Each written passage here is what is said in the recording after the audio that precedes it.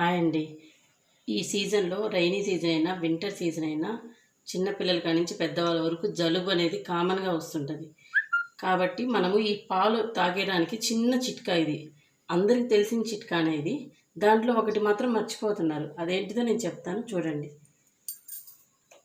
మిరియాల పొడి, శొంఠి పొడి, బెల్లం, పసుపు. ముందుగా మనం పాలు వేడి చేసుకొని కొంచెం మిరియాల పొడి తీసుకోండి. ఈ చిన్న స్పూన్ చూడండి, ఒక అర స్పూన్ వేయండి, ఎక్కువ వద్దు. అంటే పిల్లలకి ఇచ్చేదాన్ని బట్టి ఒక అర స్పూన్, పెద్దవాళ్ళకైతే స్పూన్ వేసేయచ్చు. చిన్న స్పూన్ ఇది. ఒక అర స్పూన్ మిరియాల పొడి,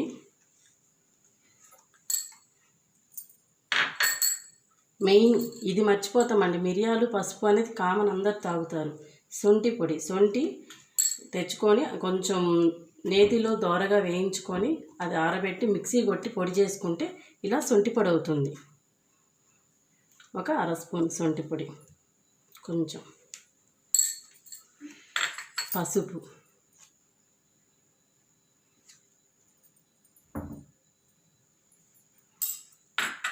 ఖచ్చితంగా షుగర్ వేయొద్దండి, బెల్లమే వేయండి. మనం చేసేది జలుబు కోసం కాబట్టి టేస్ట్ కూడా బాగుంటుందండి బెల్లం వేసుకుంటే. ఒక 2 స్పూన్లు వేసానండి, మీకు దాని స్వీట్ని బట్టండి.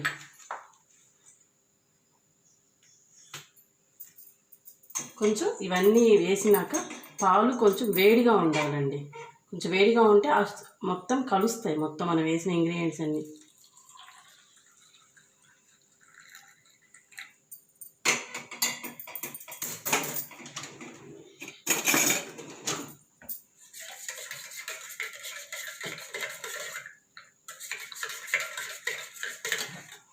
చూడండి, ఇలా స్పూన్తో కలిపేసాను. మొత్తం కలిసిపోయి బెల్లం కూడా కలిసిపోయింది. పాలు వేడిగా ఇది తాగితే జలుబు నుంచి దగ్గు నుంచి చాలా విముక్తి. 2-3 డేస్ తాగాలి ఇలానే.